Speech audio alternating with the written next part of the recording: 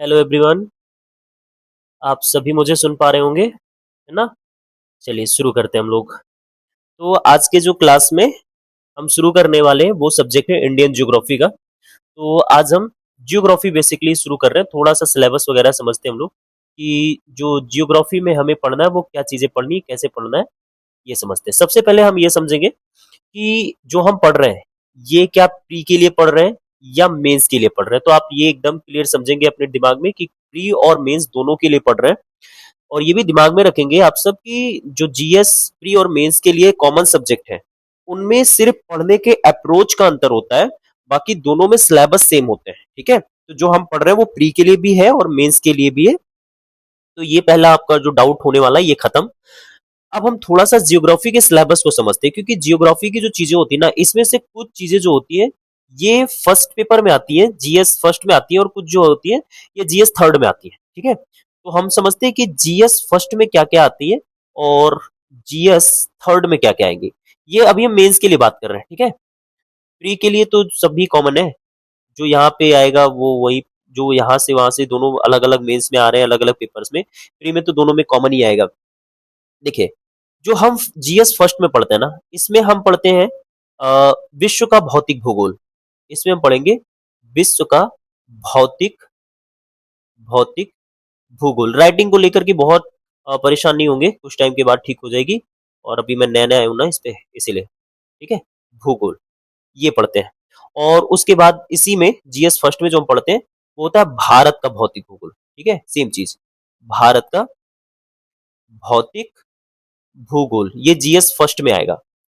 अभी मैंने बताया जैसे कि आपसे कि प्री में तो दोनों में से आएंगे, है ना? अभी ये जो मैं समझा रहा हूँ आपको सिलेबस, ये प्री और मेंस के पॉइंट ऑफ व्यू से समझा रहा हूँ। ठीक है, और उसके बाद इसमें जो तीसरा आपको टॉपिक पढ़ना है वो विश्व एवं भारत का मानव आर्थिक क्रियाएं हैं। ठीक है, विश्व विश्व एवं एवं भारत भारत का मानव मानव आर्थिक आर्थिक क्रियाएं पढ़नी है। ठीक है, तो ये हो गया। और उसके बाद में हमको इसमें जो और टॉपिक पढ़ने हैं, ये पढ़ना है प्राथमिक द्वितीय एवं तृतीय उद्योग का स्थानीकरण। ठीक है, इसमें हम पढ़ेंगे प्राथमिक प्राथमिक द्वितीयक तृतीयक। आपको अक्षर तो समझ में आ रहे होंगे ना, कुछ टाइम बाद राइटिंग ठीक हो जाएगी मेरे भाई। और तृतीयक उद्योग का उद्योग का स्थानीकरण समझना है। ठीक है, तो ये आपको जो पढ़ना है ये पढ़ना है जीएस फर्स्ट के लिए। ठीक है, ये बहुत बड़े बड़े टॉपिक्स है, इसके अंदर बहुत छोटे छोटे टॉपिक्स है, ये नहीं समझना बस इतने में तो खत्म हो गया भाई। विश्व का भौतिक भूगोल तो बहुत बड़ा है और भारत का भौतिक भूगोल भी बहुत बड़ा है, तो ये छोटे छोटे टर्म में मैं आपको समझा रहा हूँ टॉपिक वाइज। ठीक है, और फिर अब जीएस थर्ड में जो आता है, जो जियोग्राफी का ही पार्ट है, कुछ कुछ हिस्से इसके इकोनॉमिक्स में पढ़ लेते हैं हम लोग। ठीक है, एक तो पढ़ेंगे भूमि सुधार को। ठीक है, और दूसरा टॉपिक जो इसमें हम पढ़ेंगे, ये पढ़ेंगे भारत की जो कृषि विशेषताएं हैं, भारत की कृषि विशेषताएं, अ, भारत की भारत की कृषि विशेषताएं। ठीक है, इसमें पढ़ेंगे हम लोग। और उसके बाद इसमें जो अगला टॉपिक पढ़ेंगे वो फसल प्रतिरूप को पढ़ेंगे, फसल प्रतिरूप पढ़ेंगे। ठीक है, उसके बाद जो इसमें पढ़ेंगे हम लोग टॉपिक वो सिंचाई होगी, सिंचाई पढ़ेंगे हम लोग। और उसके बाद इसमें हम लोग जो अगला टॉपिक पढ़ेंगे वो हरित क्रांति पढ़ेंगे, हरित क्रांति के सारे फेजेस पढ़ेंगे, फर्स्ट सेकंड थर्ड जो है ना, हरित क्रांति। और इसके बाद इसमें जो हम पढ़ेंगे वो पढ़ेंगे पशुपालन पढ़ेंगे, अगला जो टॉपिक होगा, छठवां टॉपिक जो पढ़ेंगे वो पढ़ेंगे पशुपालन का। ठीक, उसके बाद सातवां चैप्टर जो इसमें पढ़ेंगे वो हम लोग पढ़ेंगे नीली क्रांति का, हरित क्रांति के बाद क्रांति। और उसके बाद इसमें जो टॉपिक पढ़ेंगे ये कुछ कार्यक्रमों को पढ़ेंगे जो गवर्नमेंट चलाती है। ठीक है, तो ये जियोग्राफी का GS first and GS third में आने वाले सिलेबस है। ठीक है, अब वैसे आज हम जो शुरू कर रहे हैं वो ये टॉपिक शुरू होने वाला है। ठीक है, भारत का भूगोल शुरू होने वाला है। तो भारत के भूगोल को, भौतिक भूगोल को हम शुरू कर रहे हैं। अब इसका सिलेबस देखते हैं कि इसमें हमें क्या पढ़ना है, ठीक है? तो भारत के भौतिक भूगोल को आप इतना स्क्रीनशॉट ले लो या फिर पॉज़ करके वीडियो को रिकॉर्ड कर लेंगे आप सब, ठीक?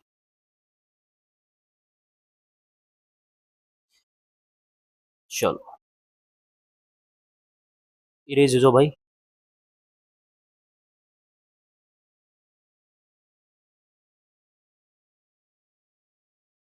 अरे! कैसे इरेज़ होता है यार? ऐसे ही सीखा था मैंने, हाँ, देखो, हो गया इरेज़।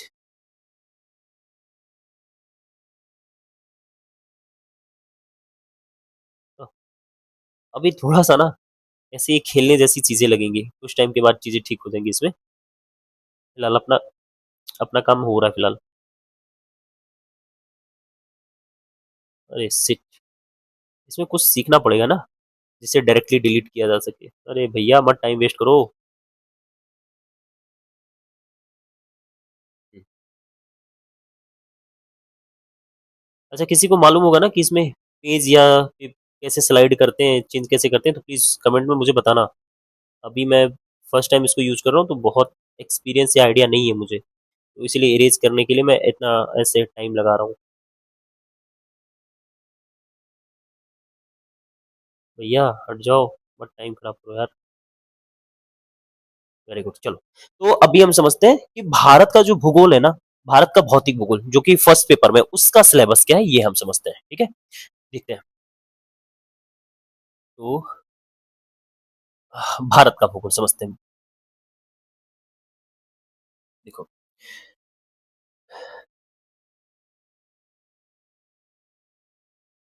भारत का भारत का भूगोल, ठीक है? तो और कौन-सा भूगोल ये भारत का भौतिक भूगोल है, ठीक है? तो भारत के भौतिक भूगोल में क्या पढ़ना है हमको, हम यहाँ समझेंगे। भारत के भौतिक भूगोल में हमें जो टॉपिक पढ़ने हैं, उसको देखते हैं हम लोग, ठीक है? देखते हैं। तो भारत के भौतिक भूगोल में सबसे पहला जो आपको टॉपिक पढ़ना है, ये पढ़ना है आधारभूत संरचना का, आधारभूत संरचना, ठीक है? यानी जो पृथ्वी का संरचना है ना, उसको यहाँ समझना है, ठीक है? और उसके बाद जो हमें दूसरा टॉपिक यहाँ पढ़ना है, उस दूसरे टॉपिक का नाम है भारत का परिचय, ठीक है? यहाँ हम क्या पढ़ेंगे? भारत का पूरा परिचय पढ़ेंगे, भारत को समझेंगे कि उसका कंडीशन क्या है, कैसे है, ठीक है? और उसके बाद जो अगला टॉपिक इसमें हम पढ़ते हैं, वो पढ़ेंगे भारत की भूगर्भिक संरचना, भारत की भूगर्भिक संरचना, ठीक है? थोड़ा-सा पेन का निब हल्का करूँ, काफ़ी मोटा लग रहा है मुझे। चलो देखते हैं भैया। तो भारत की भूगर्भिक संरचना, उसके बाद हाँ, अभी ठीक है। नेक्स्ट पॉइंट हम क्या पढ़ेंगे इसमें? भारत का भौतिक विभाजन पढ़ेंगे इसमें। आपको दिखाई दे रहा है क्या ये भारत का? हाँ, क्यों नहीं दिखाई दे रहा होगा? भौतिक विभाजन, कि भारत को कैसे-कैसे प्रदेशों में डिवाइड किया गया है, सेपरेशन उसका हमें समझना है। और अगला टॉपिक इसमें हम पढ़ेंगे भारत की जलवायु, भारत की जलवायु, ठीक है?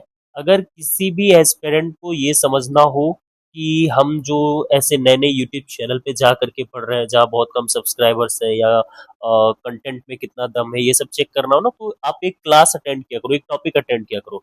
और टॉपिक अटेंड करने के बाद उसमें जो पीवाईक्यूज़ होते हैं ना, उस पीवाईक्यूज़ को बहुत ठीक से आप सॉल्व किया करो। फिर आपको समझ में आएगा कि जहाँ से हम पढ़ रहे हैं ना, वो चीज़ें ठीक है या नहीं ठीक है। वो हमारे काम की चीज़ें या बस ऐसी ही यूट्यूबर बनने के लिए किसी ने यूट्यूब पे वीडियो डाल दी है, ये सब चीज़ें आपको समझनी होंगी। ठीक है? तो आपको जो नेक्स्ट टॉपिक पढ़ना है, ये पढ़ना है अफ़वाह या नदियाँ। उसके बाद आपको पढ़ना है भारत की मृदा को। भारत की भारत की मृदा पढ़नी है आपको। और इसके बाद लास्ट में हम पढ़ेंगे भारत के भौतिक भूगोल में भारत की वनस्पतियाँ। भारत की वनस्पतियाँ।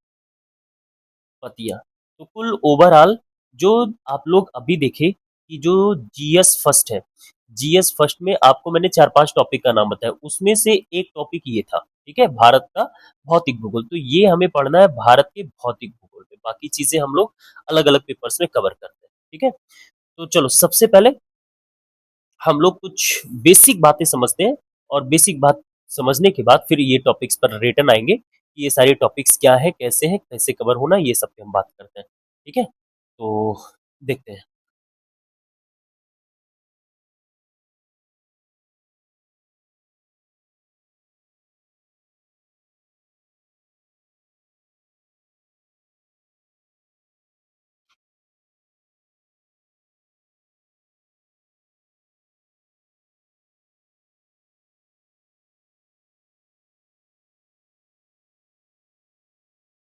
अरे यार भाई, ये बेवकूफी मत करो। हाँ, ठीक है, चलो देखते हैं अभी।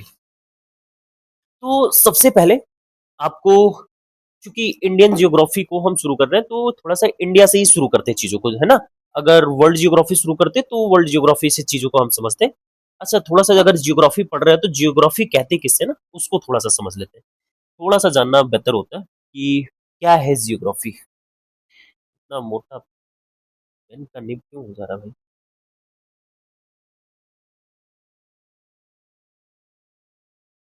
ठीक है, देखते हैं। तो जियोग्राफी क्या है, ठीक है, यानी भूगोल किसे कहेंगे हम लोग, भूगोल क्या है, ठीक है, बेसिकली ये थोड़ा सा इसके बारे में जानेंगे तो ठीक रहेगा। देखिए, भूगोल क्या है ना कि जो पृथ्वी का तंत्र है, पृथ्वी का तंत्र, पृथ्वी के तंत्र का जो अध्ययन होता है, ये अध्ययन भूगोल के अंतर्गत किया जाता है। ठीक है, यानी ओवरऑल हम कहें कि भूगोल एक ऐसा विषय है जिस विषय में पृथ्वी के तंत्र का अध्ययन किया जाता है। ठीक है, अब पृथ्वी के तंत्र का क्या मतलब है, इसके तंत्र को अगर हम समझे तो तंत्र का मतलब होता है कि जो पृथ्वी के जो एलिमेंट्स हैं, अवयव हैं, ठीक है, पृथ्वी के जो अवयव हैं, इन अवयवों का जो समूह होता है, अवयव का समूह, पृथ्वी के अंदर जो भी एलिमेंट है सभी को लेकर बात हो रही है, तो वो जो सभी एलिमेंट्स हैं उनका जो समूह है, वही समूह पृथ्वी का तंत्र कहलाता है। और इसी अवयव का जो अध्ययन होता है, स्टडी जो करते हैं, वो किसके अंतर्गत करते हैं, जियोग्राफी के अंतर्गत करते हैं, भूगोल के अंतर्गत करते हैं। ठीक है, तो ये होता है भूगोल थोड़ा सा। तो भूगोल में वास्तव में जो होता है, ये पृथ्वी के भौतिक और जैविक तत्वों का ना अंतर संबंध पढ़ा जाता है। ठीक है, तो भूगोल में हम क्या पढ़ते हैं, तो भूगोल में हम पढ़ते हैं पृथ्वी तंत्र का अध्ययन करते हैं। और उसके उसका साधारण मतलब क्या होगा, तो उसका साधारण मतलब होगा कि जो पृथ्वी के भौतिक और जैविक एलिमेंट्स है ना, जैविक जो तत्व है, इन्हीं का हमें अंतर संबंध समझना है यहाँ पे। ठीक है, यहीं पे हमें क्या समझना है, अंतर संबंध समझना है। तो यही स्टडी जहां हम करते हैं, वही क्या कहलाती है, वही कहलाती है जियोग्राफी यानी भूगोल। तो इतना थोड़ा सा जान लेते हैं, आपको भी थोड़ा सेटिस्फेक्शन लगेगा कि चीजें ठीक समझ पा रहे हैं हम लोग, है ना।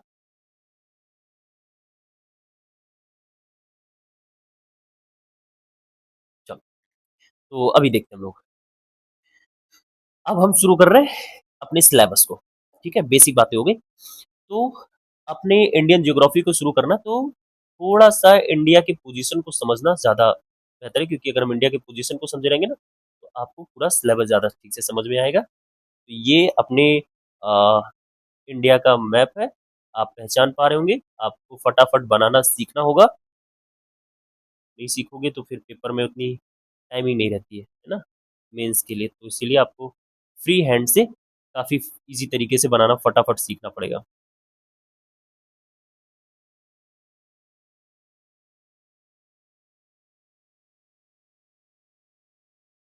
तो ये हो गया अपना इंडिया का मैप। ठीक है, आप इस इंडिया के मैप में क्या चीजें कहाँ है, चलो समझते हैं हम लोग। देखो, ये जो हिस्सा देख रहे हो अपना, ये अपना हिमालय वाला क्षेत्र है। ठीक है, तो अपने इस हिमालय वाले क्षेत्र में ना, यहाँ ये जो देखते हैं एक लाइन खींची हुई, ये जो लाइन खींची रहती है ना, इसे हम लोग बोलते हैं LOC। इसको क्या बोलते हैं, इसको बोलते हैं LOC, मतलब लाइन ऑफ कंट्रोल। ठीक है, इसको क्या बोलते हैं, लाइन ऑफ कंट्रोल। जो शिमला समझौता हुआ था, उसी शिमला समझौता के बाद ये लाइन खींची गई थी। और ये वाला जो हिस्सा होता है, ये वाला, इसको बोलते हैं POK। ठीक है, इसको क्या बोलते हैं, POK बोलते हैं। और ये वाला जो अपना हिस्सा है, इसमें ना थोड़ा-सा जो ये वाला हिस्सा है यहाँ से यहाँ, ये चीन के कब्जे में, और वो ये वाला जो हिस्सा देख रहे हो जिसे मैं रेड कर रहा हूँ, ये वाला अपना हिस्सा पाकिस्तान के कब्जे में, ठीक है? और ये जो देख रहे हो ये किसके कब्जे में? ये चीन के कब्जे में, ठीक है? इस हिस्से को हम लोग बोलते हैं अक्साई चीन। इसको बोलते हैं अक्साई चीन, ठीक है? इसको अपन एक अक्साई चीन बोलेंगे, ठीक?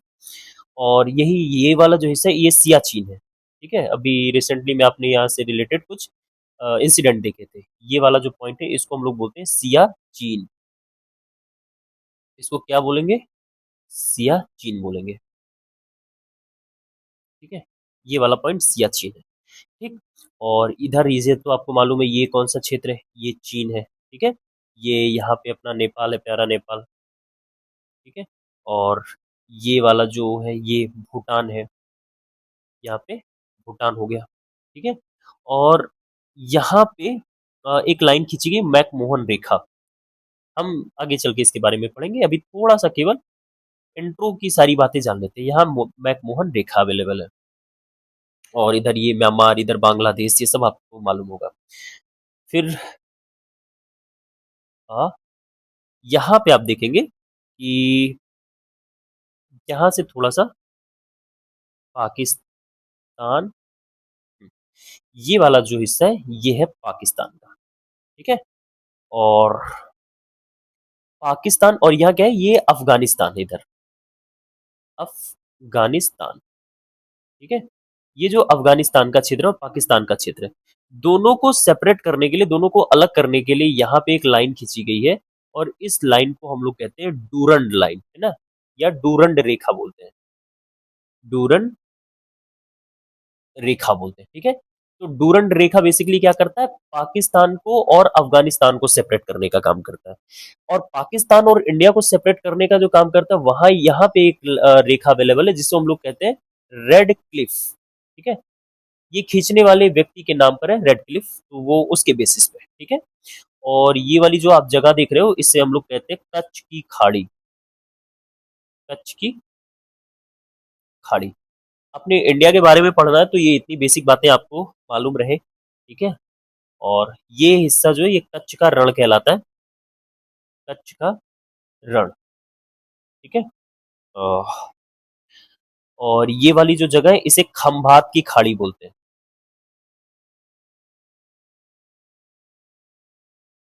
खंभात की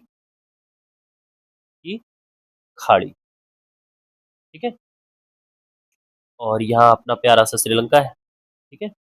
और यहाँ मन्नार की खाड़ी है, यहाँ पे क्या पाया जाएगा? मन्नार की खाड़ी, यहाँ मन्नार की खाड़ी है, ठीक? और ये बांग्लादेश और बंगाल की खाड़ी यहाँ पे। तो ये बेसिक बातें हैं जो अपने इंडिया को लेकर के इतनी चीजें आपको मालूम रहनी चाहिए, ठीक है? अब हम थोड़ा सा समझते हैं भारत के और फैक्ट को, भारत के थोड़ा सा फैक्चुअल डाटा को देखते हैं।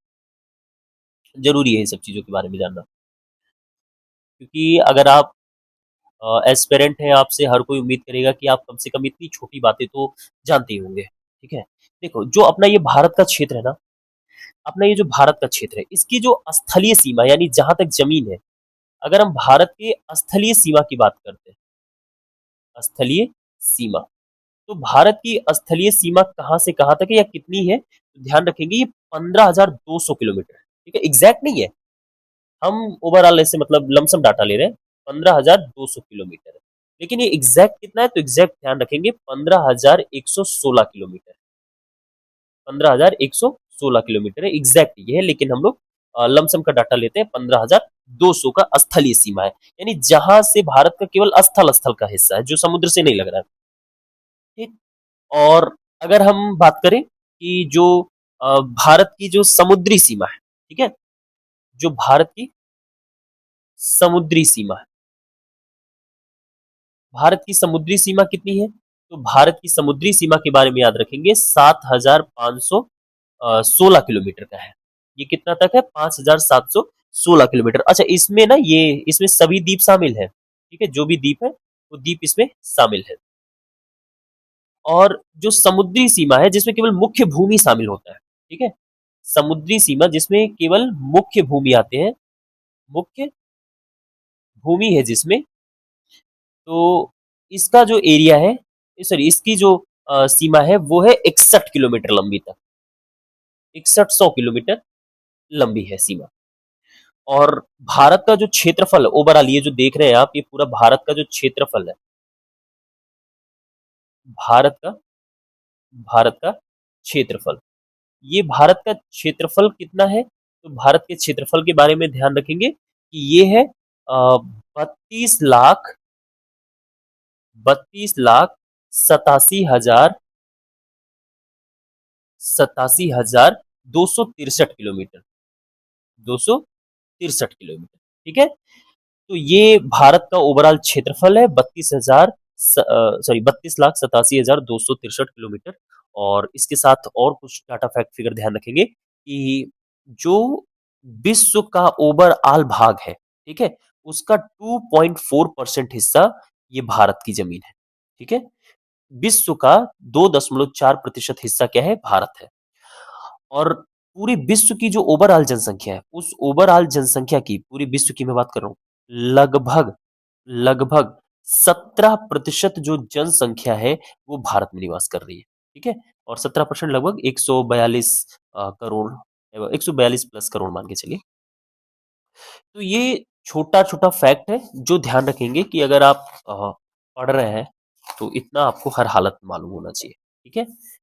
चलिए, अब हम थोड़ा सा शुरू करते हैं कुछ और टॉपिक्स को। तो ये बेसिक बात हो गई, इतना आपको आइडिया लगना चाहिए, और आई होप कि आइडिया लग गया होगा। अब देखते हैं थोड़ा सा हम लोग कि पृथ्वी का जो स्ट्रक्चर है वही समझना था सबसे पहले हमें। तो पृथ्वी के स्ट्रक्चर को समझते हैं।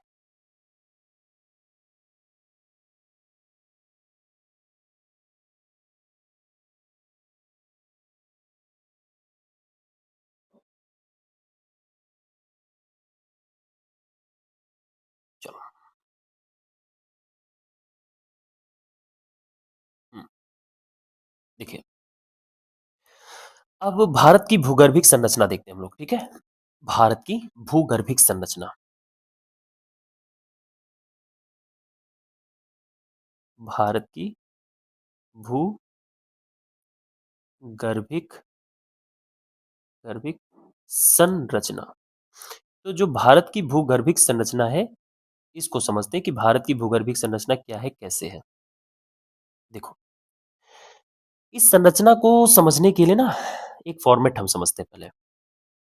जैसे बहुत लंबे समय को, जैसे ब्रह्मांड की आयु, ब्रह्मांड की उत्पत्ति से लेकर के अब तक के बारे में बात करें, तो ऐसे बहुत लंबे से समय अंतराल को अगर एक सामूहिक तौर पे बताना हो तो उसे हम लोग एरा बोलते हैं। एरा मतलब इसको हिंदी में बोलते हैं महाकल्प, ठीक है। तो जो भारत की संरचना है ना, कौन सी संरचना कब बनी, इसको समझने के लिए मैं एक फ्लो चार्ट बनाता हूँ, उससे समझेंगे हम लोग, ठीक है। तो एक हिस्से को हम बांट रहे हैं महाकल्प में, ठीक है। महाकल्प बेसिकली क्या बताएगा कि जो भारत की भूगर्भिक संरचना है, वो भूगर्भिक संरचना किन किन समयों में कौन कौन सी संरचना निर्मित है, वही। तो एक तो महाकल्प, लेकिन महाकल्प में भी छोटे छोटे कई पार्ट्स होंगे, जिसके अंतर्गत कई सारी अलग अलग संरचनाएं होंगी, तो उसको हम लोग बांटते हैं कल्प में, ठीक है। उसको हम लोग किस में बांटेंगे? कल्प में बांटेंगे, या इसको बेसिकली समय कह लो, ठीक है। और उसके बाद हम देखेंगे कि भारत की कौन सी संरचना इस समय में बनी, भारत की संरचना, ठीक है। इससे थोड़ा समझना आसान होगा आपके लिए। देखिए, तो महाकल्प का मतलब होगा जो सबसे लंबा समय बीता है वो महाकल्प है, और उसके अंदर जो छोटे छोटे टाइम बीते हुए वो आपका कल्प है, ठीक है। तो यही से हम लोग टॉपिक ज्यादा बेहतर तरीके से समझ पाएंगे। देखिए, तो महाकल्प में जो अ, पहला एरा है जिसे हम लोग कहते हैं एजोइक। महाकल्प के पहले भाग को क्या कहते हैं? एजोइक बोलते हैं इसको, ठीक है, एजोइक। तो ये जो एजोइक है, एजोइक को दो पीरियड्स में बांटा गया है, ठीक है। एक को तो हम बोलते हैं आर्कियन। एजोइक का एक भाग क्या कहलाता है? आर्कियन कहलाता है, आर्कियन, ठीक है। एक को क्या बोलते हैं? आर्कियन बोलते हैं। और ये जो आर्कियन का टाइम है ना, ये लगभग 250 करोड़ बीसी है। इसका ड्यूरेशन कब तक का है? कब से है? 250 करोड़ बीसी, है ना? बिफोर क्राइस्ट मतलब जब ईसा मसीह का जन्म हुआ था, उससे 250 करोड़ साल पहले की बात है, ठीक है? और जो एज़ोइक का दूसरा पीरियड है, जो दूसरा हिस्सा है, उसे हम लोग बोलते हैं प्री कैम्ब्रियन। इसे बोलते हैं प्री कैम्ब्रियन। ध्यान रखो ये सब केवल समय है कि कौन से समय में कौन सी भारत की संरचना का निर्माण हुआ है। तो जो सबसे लंबा ड्यूरेशन है उस लंबे ड्यूरेशन को क्या बोलेंगे एजोइक। और एजोइक जो है ये दो ड्यूरेशन में है, ठीक है। एजोइक में कोई एक अकेला ड्यूरेशन नहीं है। एजोइक में एक पीरियड को हम लोग आर्कियन बोलते हैं और दूसरे को हम लोग बोलते हैं कैम्ब्रियन, प्री कैम्ब्रियन, ठीक है। तो ये जो आर्कियन है, साफ से लिख दो एक मिनट। आर्कियन,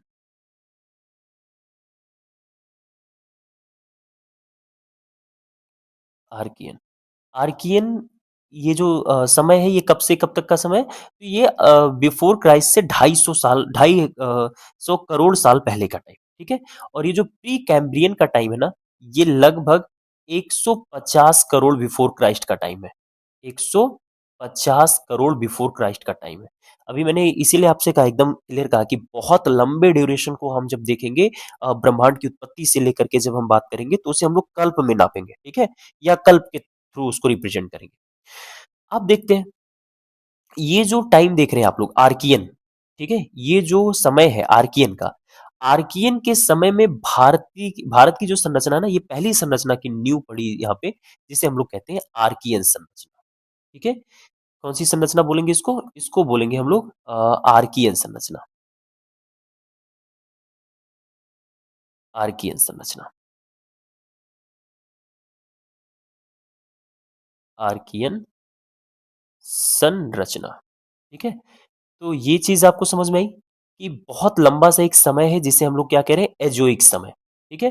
अब एजोइक समय को दो अलग अलग पीरियड्स में बांटा गया है, एक को आर्कियन बोल रहे हैं, दूसरे को प्री कैम्ब्रियन बोल रहे हैं। आर्कियन का समय कब से है? तो 250 करोड़ बिफोर क्राइस्ट का जो टाइम है ये आर्कियन का समय है। और इस समय में भारत में कौन सी संरचना का विकास हुआ? तो आर्कियन संरचना का विकास हुआ या आर्कियन संरचना का निर्माण हुआ। और ये जो हम देख रहे हैं एजोइक का जो दूसरा कल्प है जिसे हम लोग प्री कैम्ब्रियन बोल रहे हैं, ठीक है। प्री कैम्ब्रियन ये 150 करोड़ बिफोर क्राइस्ट का टाइम है। और इसमें कौन सी संरचना भारत में विकसित हुई या कौन सी संरचना निर्मित हुई? तो इसमें धारवाड़ संरचना। अभी हम प्रॉपरली एक एक संरचना को पढ़ेंगे फिर आपको ज्यादा अच्छे से समझ में आएगा, लेकिन ये स्ट्रक्चर समझना बहुत जरूरी है, ठीक है। धारवाड़, कुडप्पा, हड़प्पा संरचना का इस समय निर्माण हुआ। विंध्यन संरचना का निर्माण इसी समय हुआ। आप बिल्कुल लोड नहीं लेंगे, हम धीरे धीरे कौन सी संरचना क्या है समझ जाएंगे, ठीक है। तो ये पहला एरा था एजोइक, जिसमें दो पीरियड्स थे, एक आर्कियन पीरियड से, दूसरा कैम्ब्रियन पीरियड से। आर्कियन पीरियड्स में भारत की आर्कियन संरचना का निर्माण हुआ। प्री कैम्ब्रियन में धारवाड़, कुडप्पा और विंध्यन ये संरचना का निर्माण हुआ, ठीक है। अब इसके बाद दूसरा एरा देखते हैं हम लोग, दूसरा कल्प देखते हैं, सॉरी महाकल्प।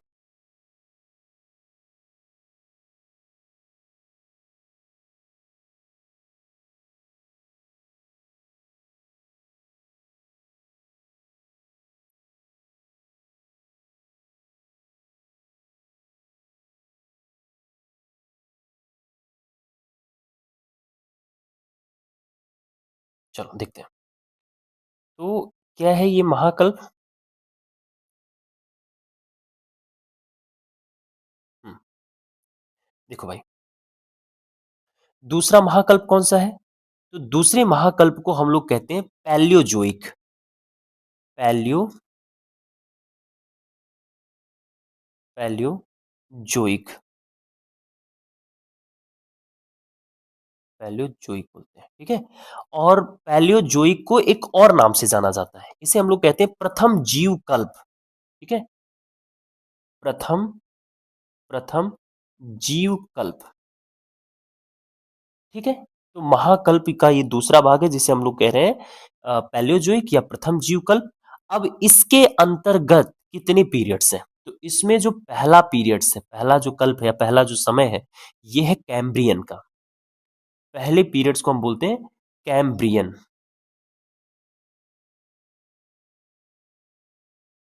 कैम्ब्रियन, ठीक है। अब ये जो कैम्ब्रियन है, ये 60 करोड़ बिफोर क्राइस्ट का टाइम है, ठीक है। इसका टाइमिंग कब तक का है? 60 करोड़ बिफोर क्राइस्ट का जो टाइमिंग है, ये होता है कैम्ब्रियन का टाइमिंग। जो दूसरा पीरियड्स है, मतलब इसका बेसिक मतलब क्या है कि जो बिफोर क्राइस्ट है ना, यानी जो ईसा मसीह है, क्राइस्ट जो है, उनके जन्म से 60 करोड़ साल पहले की ये बात है, ठीक है। तो अगर ऐसे बोलूंगा करोड़ बिफोर क्राइस्ट, तो उसका सेंस आप निकालिएगा, ठीक है। और दूसरा जो है, इसे बोलते हैं ऑर्डोविशियन। जो दूसरा पीरियड है, इसे बोलते हैं ऑर्डोविशियन,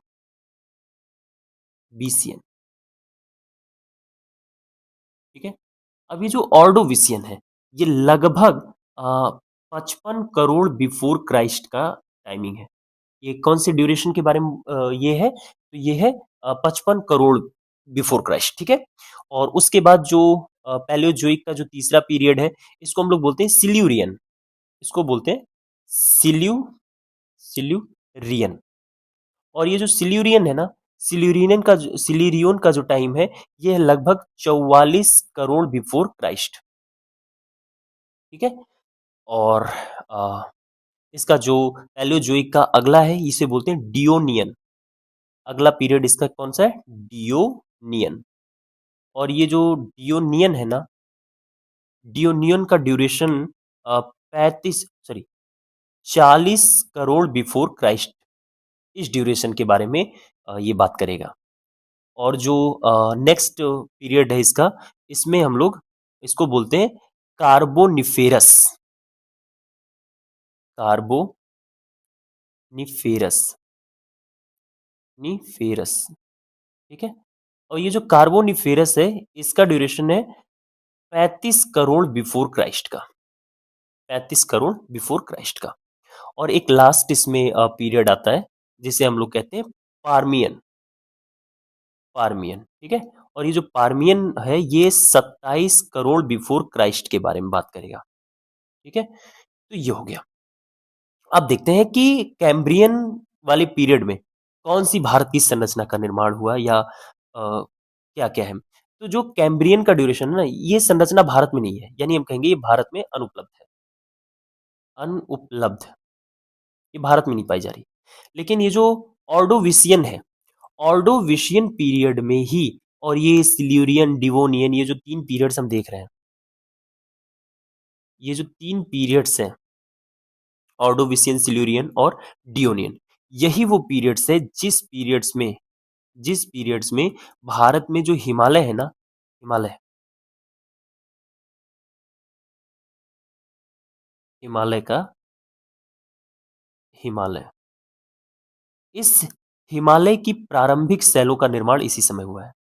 हिमालय की प्रारंभिक प्रारंभिक जो सेल है, इस सेल का निर्माण इसी समय हुआ है, ये तीनों समय में, ठीक है। ऑर्डोविशियन में, सिल्यूरियन में, डिवोनियन में, ठीक है। तो प्रारंभिक सेल का निर्माण इसी समय प्रारंभ हुआ, का निर्माण निर्माण प्रारंभ, स्पष्ट हुआ, ठीक है। और ये जो है कार्बोनिफेरस, कार्बोनिफेरस के टाइम में गोंडवाना की संरचना बनी, गोंडवाना, गोंडवाना संरचना का निर्माण हुआ। और ये जो फार्मियन में, इस समय में भी गोंडवाना संरचना का निर्माण हुआ है, गोंडवाना संरचना।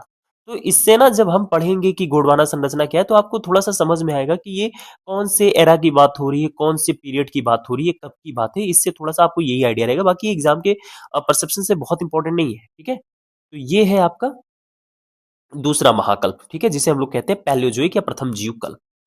अब उसके बाद देखिए क्या है, दूसरा है, तीसरा है मेसोजोइक महाकल्प। तो इसको पहले खत्म करें, इसको इरेज करते हैं पहले।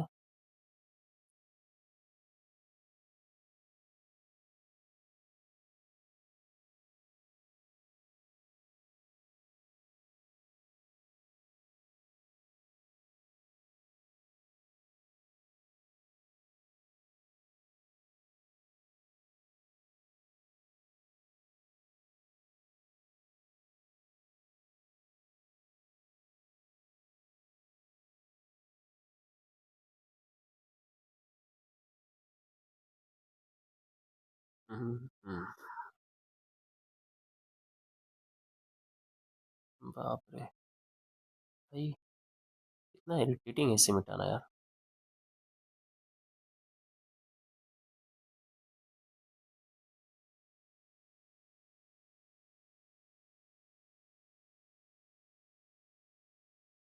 ठीक है, कोई बात नहीं। कल मैं चैट जीपीटी से इसके लिए कोई रास्ता ढूँढ लूँगा, जिससे मिटाना थोड़ा आसान हो जाएगा। जस्ट 1 क्लिक में मिटा लेंगे। ठीक है, चलो। तो अभी हम देखते हैं अगले टॉपिक को। मतलब महाकल्प में अगला महाकल्प कौन-सा है, अगला एरा कौन-सा है। तो जो तीसरा एरा है, इस तीसरे एरे को बोला जाता है सिएनोज़ोइक। ठीक है? क्या बोलते हैं इसको? सिएनोज़ोइक। अब सिएनोज़ोइक में कौन-कौन से पीरियड्स हैं भैया? अच्छा, इसको जो कहते हैं ना, सॉरी, सॉरी, तीसरा पढ़ना ना, तो तीसरा जो होता है इसे हम लोग कहते हैं मेसोज़ोइक। Meso Mesozoic. मेसोज़ोइक में कौन-कौन सा पीरियड आता है? तो इसमें आता है ट्रियासिक। ट्रियासिक। इसमें जो पहला पीरियड है, इसको हम लोग क्या बोलते हैं? ट्रियासिक। और ट्रियासिक कौन से ड्यूरेशन के बारे में बात करता है? तो 22 करोड़ बिफोर क्राइस्ट, इस ड्यूरेशन के बारे में ये बात करता है। और दूसरा जो मेसोजोइक का पीरियड है, इसको बोलते हैं जुरैसिक। इसको क्या बोलते हैं? जुरैसिक बोलते हैं।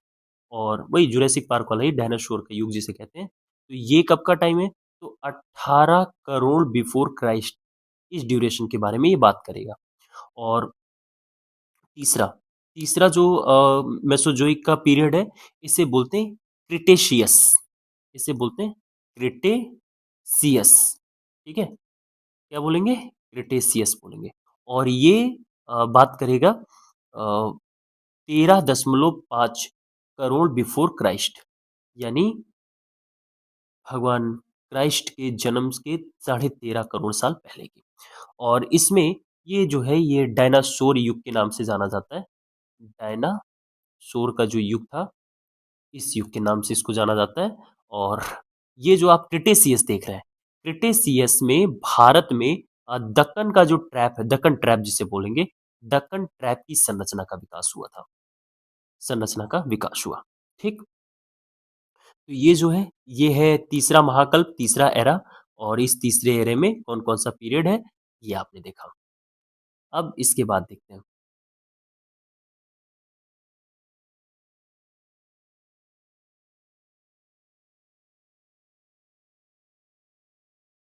अगला। तो जो चौथा महाकल्प है ना? चौथा महाकल्प देखते हैं हम लोग। चौथे महाकल्प को हम लोग बोलते हैं सिएनोज़ोइक। सिएनो सिएनोज़ोइक जोइक बोलते हैं। और ये जो सिएनोज़ोइक है, इसमें जो पहला पीरियड है, पहले पीरियड को बोला जाता है इयोसीन। क्या बोलेंगे इसको? इयोसीन बोलेंगे। और जो दूसरा पीरियड है, इसको बोलते हैं ओलिगोसीन। ठीक है? Oligo Oligocene. और इसमें जो तीसरा टाइम है, इसे बोलते हैं मायोसीन। मायोसीन। और इसमें जो चौथा पीरियड है, इसको बोलते हैं प्लायोसीन। प्लायोसीन। ठीक है? तो ये कुल 4 पीरियड सिएनोज़ोइक महाकल्प में पाए जाते हैं। यानी जो एरा सिएनोज़ोइक कहलाता है, उसमें कितने हिस्से हैं? तो उसमें 4 पीरियड्स हैं। ठीक है? और ये कहाँ से कहाँ तक बात करता है? तो ये 7 करोड़ बिफोर क्राइस्ट वाले टाइम से लेकर के बात करता है 10 लाख, अ, 10 लाख लाख वर्ष पूर्व तक के बारे में बात करते हैं। यानी अब से जो 10 लाख साल पहले का टाइम है, वहाँ से लेकर के उससे 7 करोड़ बिफोर क्राइस्ट तक के टाइम की बात करता है। ठीक है? पूर्व तक, पूर्व तक। ठीक है? तो ये जो सिएनोज़ोइक का समय है, ये कहाँ से कहाँ तक है? तो ये अभी जो चल रहा है टाइम, उससे 10 लाख साल पहले से शुरू हो रहा है। और कहाँ तक जा रहा है? तो ये जा रहा है 7 करोड़ बिफोर क्राइस्ट तक। ठीक है? और इसी में, इस पूरे ड्यूरेशन में कौन-सी भारत की संरचना का निर्माण हुआ? तो ध्यान रखेंगे, इसमें निर्मित हुआ टर्शियरी संरचना का निर्माण। टर्शियरी संरचना का निर्माण हुआ। बिल्कुल लोड नहीं लेंगे, हम एक-एक संरचना को शुरू करेंगे। Archaean, Dharwar, Cuddapah, Vindhyan, Gondwana, Deccan trap, tertiary सब कुछ खत्म करेंगे। तो ये है चौथा महाकल्प। और अब एक लास्ट देखते हैं नियोजोइक जिसे कहते हैं अंतिम महाकल्प को।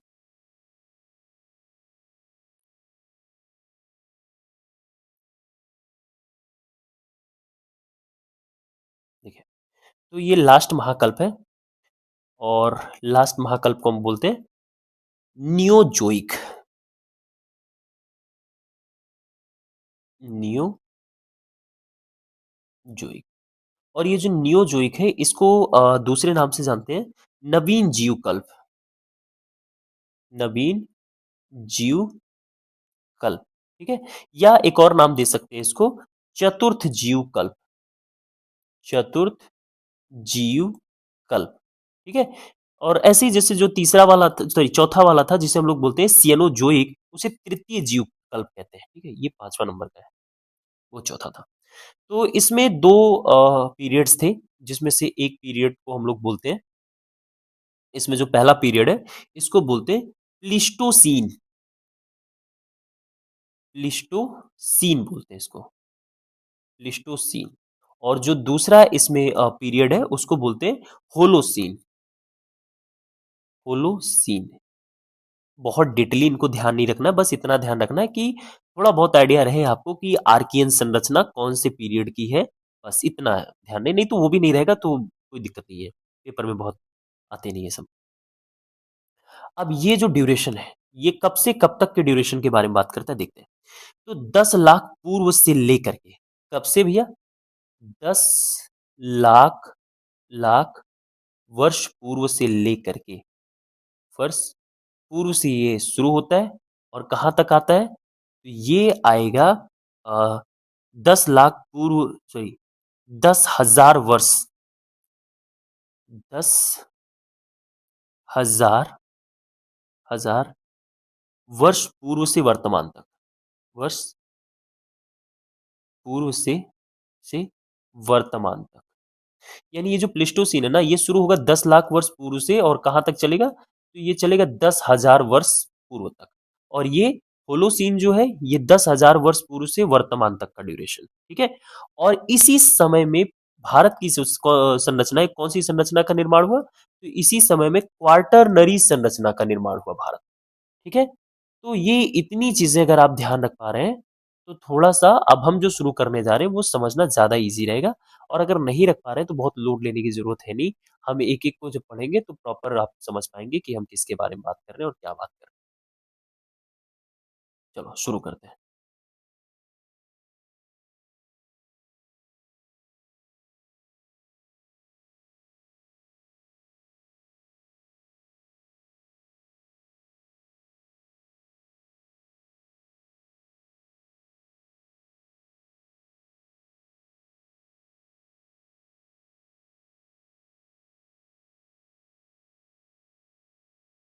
चलो अब हम एक एक स्ट्रक्चर को शुरू करते हैं। ठीक है,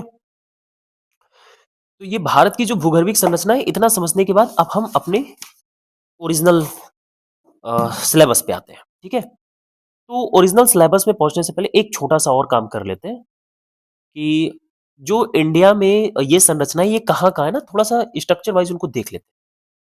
तो ये अपना भारत, प्यारा भारत,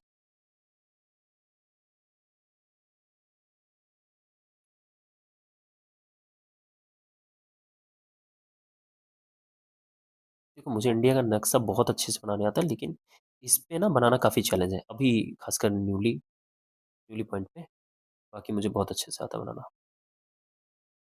डोंट जज माई आर्ट। चलो देखते हैं।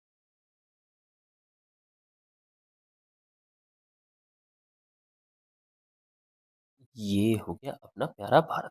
ठीक है, और अब इस भारत में हम देखते हैं कि कौन सी संरचना कहाँ पे है, थोड़ा आपके लिए इजी होगा फिर समझना।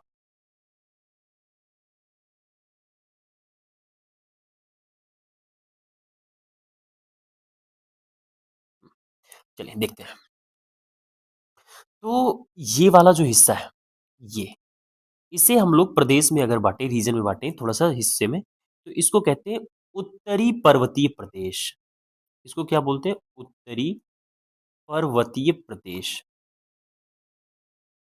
भैया जियोग्राफी पढ़ रहे हैं, तो जियोग्राफी में मैप से भाग नहीं सकते, क्योंकि जियोग्राफी का कोर होता है मैप, ठीक है? तो उत्तरी पर्वतीय प्रदेश में कौन-सी संरचना पाई जाएगी? तो यहाँ पाई जाती है टर्शियरी संरचना। कौन-सी संरचना पाई जाएगी? टर्शियरी संरचना पाई जाएगी, ठीक है? और ये जो वाला हिस्सा है, ये हिस्सा, इसे हम लोग कहते हैं मध्यवर्ती मैदानी प्रदेश। मध्यवर्ती मैदानी मैदानी प्रदेश। और इस मध्यवर्ती मैदानी प्रदेश में कौन-सी संरचना पाई जाएगी? तो यहाँ पाई जाएगी क्वाटरनरी संरचना। एक और ध्यान रखेंगे भैया कि क्लास आपको बहुत बोरिंग लगेगी, तो आप ये भी ध्यान रखिए कि आप किस चीज़ की प्रिपरेशन कर रहे हैं। तो वहाँ बोरिंग लगना मैटर करेगा क्या? अगर मैटर करेगा तो प्रिपरेशन किस चीज़ की आपको करनी चाहिए, पहले ठीक से सोचना आप। प्रायद्वीपीय पठारी प्रदेश इसको बोलते हैं, इस वाले हिस्से को, ठीक है? ये गोंडवाना लैंड का भाग है। ये वाला जो हिस्सा आप देख रहे हो, ये हिस्सा कौन-सा भाग है? ये है गोंडवाना लैंड का भाग। गोंडवाना लैंड का भाग, ठीक है? आगे हम पढ़ेंगे, अभी थोड़ा-सा जान लेते हैं। का भाग, ठीक? और इसको क्या बोलते हैं?